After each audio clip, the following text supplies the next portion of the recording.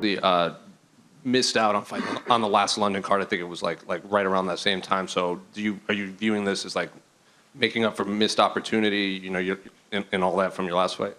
Yeah, it's nice to be local again. Not have to go to New York or Vegas. Nice little 3-hour drive, and we're here. So yeah, I feel like if I could have picked between this one and the last one, I'd have picked this one anyway. Big pay-per-view card. Massive main event, massive co-main. So I think a lot more eyes will be on this one. And yeah, it's good to be back in London. In your leading into the last fight, I feel like that was a lot of the questions, like why are you not fighting on London? You know, undefeated guy, like fighting a high-ranked opponent. Coming off of that, is it almost freeing that now you don't have to answer all these questions? Like, are you the future of this country? Like, why aren't you fighting in London? Now you just get to focus on this fight and who you're fighting. Yeah, exactly that. You know, it's nice to be undefeated and all that, but. The pressure does amount a little bit. It feels like I've got a bit of a monkey off my back, and I can go out there now and just focus on this fight. And I know what it's like to lose. I know I've experienced it. I've felt the heartbreak and all that of it. But you know, life goes on, and it's nice to be able to just focus on this fight now and go out there and get after it. Sean Brady said something similar when he was going into his Bilal Muhammad fight, that like the thoughts of like title shots and the O in their record, like it didn't weigh on it. He didn't realize how much it weighed on him until the fight was over. Did it, in hindsight, was it in the back of your mind a lot, this undefeated record? Yeah, I think so. It's kind of like all anyone wants to talk about when you're undefeated is what's next. Where do you see you win this fight? Where you gonna go? You want, how long till you want to fight for the belt? Blah blah blah. It's kind of like you don't necessarily feel it at the time, but when you look back, that's all it is constantly all fight week. And obviously it'd be great to have won that fight and still be undefeated. But by picking up a loss, you almost have to take a step back and look at what went wrong and what can be done better. And it's a good learning experience. And yeah, it just feels a little bit less, don't want to say stressful, but it just feels a little bit less like of a drain on me this week, not having to talk about being undefeated and I will, like, you know, do I worry about losing and do I feel the pressure and all that. It's just nice to just go out there and worry about the fight. You're obviously fighting Makwan, a guy who at one point he was the undefeated guy coming up, and now he's not lost a bunch in a row lately, but he's like, I think like 4 or 5. So what are you expecting from him when you guys lock up on Saturday? I expect him to bring what he always brings. You know, if you let him in the fight and give him an opportunity, he'll take it and put you away. He's a dangerous guy in areas. But I just expect myself, as long as I go out there and perform how I know I can, to kind of outclass him in all areas. No, I'm not underestimating. I know he's coming off a loss, but you know, I've seen him be 2 rounds down and pull out the choke and out of nowhere. That's his go-to, and if he gets it, he'll take it with both hands, literally. So I know what he brings to the table, but I'm confident that I can neutralise him. Well, kind of going off of that, his submission skills, obviously he comes from, like, he has a wrestling and submission background. You have a lot of submissions yourself. Historically in the past, when you get to submission artists fighting, it can kind of turn into a striking matchup. So how would you rate your striking compared to him, even though, because he does have that amateur background? Yeah, I mean, I think he's got a decent little boxing style on the feet, but I think in terms of, you know, variety of tools, I think I kind of outmatch him there. I think I'm a lot more well-rounded in terms of striking IQ. I've been boxing and kickboxing since 6 years of age. I don't necessarily show it all the time, but I'm well-versed on the feet. I've got really good Thai and boxing coaches, and I think if it turns into a pure striking match, then I win that one every day. But I don't expect it to. I do expect him to shoot and try and wrestle me. And last one for me, how do you see the main event playing out between Leon and Kamaru?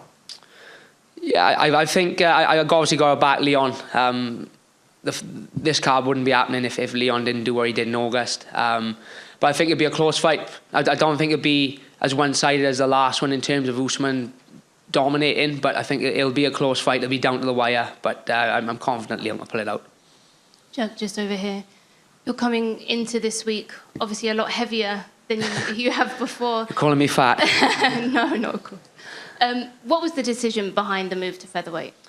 The last probably 3 or 4 weight cuts have been really tough. Really tough. I mean, there's no secret. I always look like death warmed up on the scale. And my old man and my other coaches have probably been at me for about 12, 18 months to consider the move. And it's easy to forget about a tough weight cut when you're winning all the time. And I think the fact that I lost, I felt like I don't want to blame the loss on the weight cut because that'd be unfair to my opponent, but I felt like I didn't carry into what I do in the gym into the cage. So I went up and got a DEXA scan, a BMR scan, a bone density scan, and they kind of looked at me stupid as if to say, you keep cutting all this weight, something's going to go wrong. And I feel like I've said this about 100 times, but if something happens in the cage, I know what I signed up for. But if something drastic happens in the bath or in the sauna beforehand, then that's not what I signed up for. And, I just thought, let's give it a go. I didn't want to kind of jump into it and just be like, right, I'll just go up a weight and not cut any weight. I wanted to do it properly. Spent a good 4 months before Christmas, putting on some lean mass and some muscle, and then really dialed in my S&C and my nutrition the last 10 weeks with Paul Reed to make sure that I'm going in here as a legit featherweight then, not a blown up bantamweight.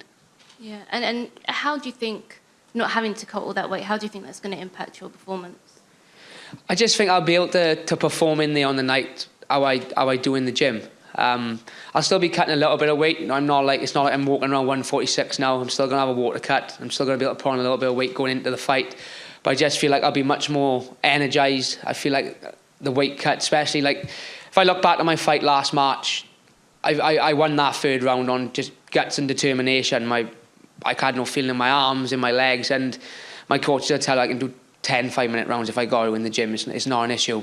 So to be that tired at the end of a 3-round fight is a weird feeling, and I just think my engine at this weight, I'll be able to go at the pace all day, and I think that'll obviously just be another tool to add to my basket.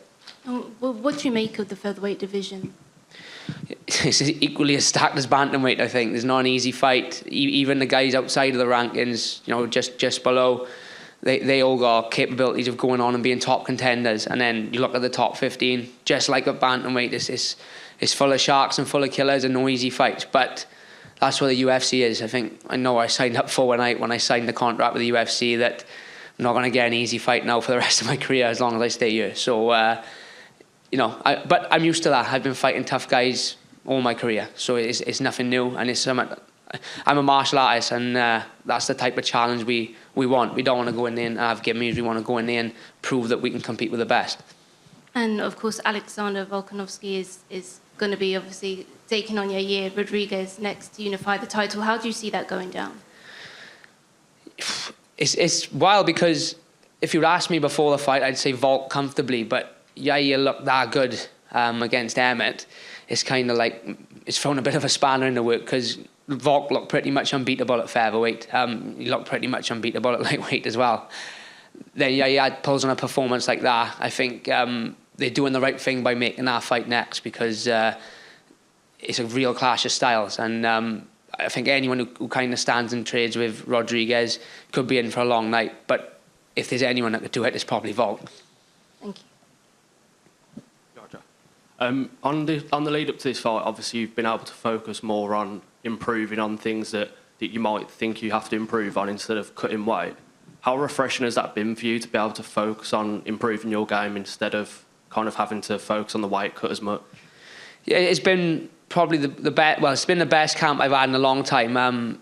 Like you say, it's made me fall in love with training again. It's made me fall in love with the sport again because I haven't had to spend 8 weeks just pretty much cutting weight. I've been able to focus on my skills, getting sharp, technical work, focusing on what my opponent's going to bring to the table, where sometimes I had to scrap a few of those sessions to jump on the runner and the bike and cut weight. So it's been nice, and I've thoroughly enjoyed this camp, which is not something I can always say down at bantamweight. Jack, over here. I just wanted to ask you about the process of changing weight with the UFC. Is that something that's simple to do? Yeah, pretty much. Text my manager, Graham, said, can you let him know I'm going to featherweight? And that was that pretty much.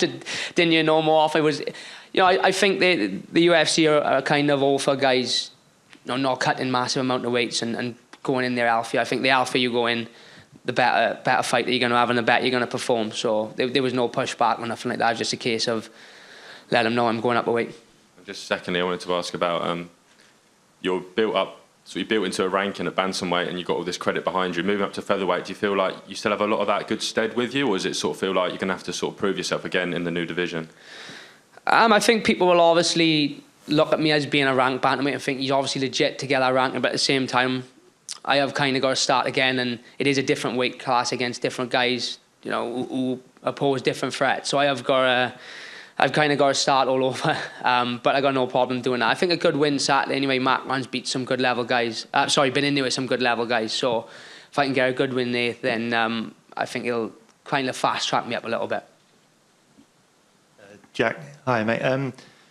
Featherweight's populated with a lot of UK talent now. We saw Nathaniel Wood and Larone's fight unfortunately fall through. Are you happy to fight other UK fighters, or would you rather fight fighters from outside Great Britain? I'm happy to fight anyone, anywhere, as long as I got a couple of weeks' notice to let the missus know that I'm going to be gone for a week. So yeah, anyone. I mean, look, I don't like to pick and choose fights. It's kind of like I've never ever gone to UFC and been like, I don't like that fight, can we have someone else? It's kind of, you tell me when I'm fighting, tell me when I'm fighting them, and I'll sign the contract and be there. And has the darts scandal affected you mentally this week? Listen, I will not have my name tarnished. It was a legit win, and we'll get to the bottom of it next week, let me tell you. Thanks, mate.